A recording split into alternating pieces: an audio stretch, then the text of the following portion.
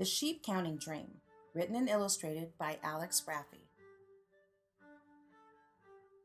Tomorrow is your birthday, and it's coming soon, my father said as he walked into my room.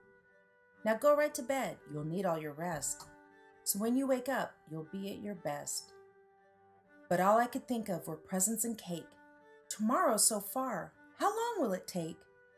My father then said, now you have to learn. But before he could teach me, I spoke out of turn. And the clock is too slow. Is it plugged in the wall? Are the hands going backward? Are they moving at all? It was then that my father gave me some advice, the same that his father gave him once or twice. Lay your head down and start to count sheep. I'm sure before long you'll be sound asleep.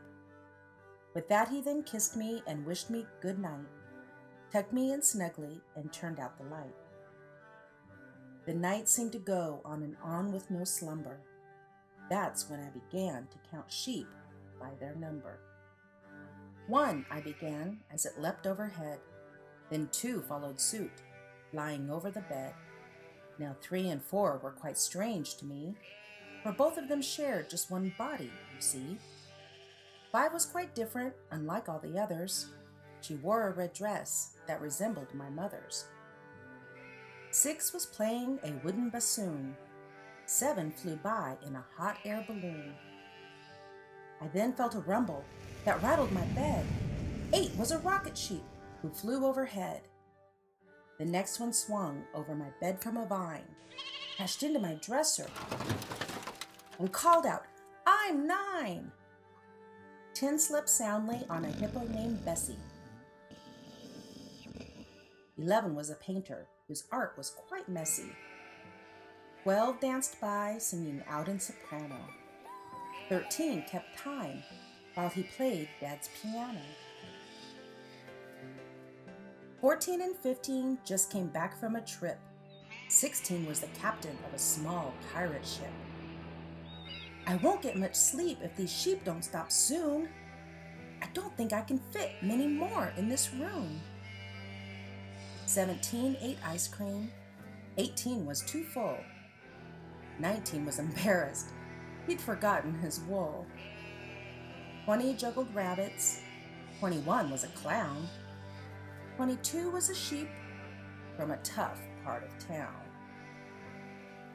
I yelled out, enough! I need to get some sleep, then glared at these unruly, unwelcome sheep. I buried my face in the pillow to scream. It was then that I seemed to awake from a dream.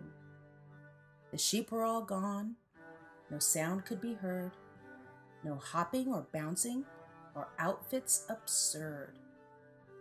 Just then the door opened. My father came in. Good morning, birthday girl, he said with a grin. Brought in my cake with some fancy balloons, then started to sing me some birthday girl tunes. I was glad that the sheep, as odd as they seemed, were all just a part of a sheep-counting dream.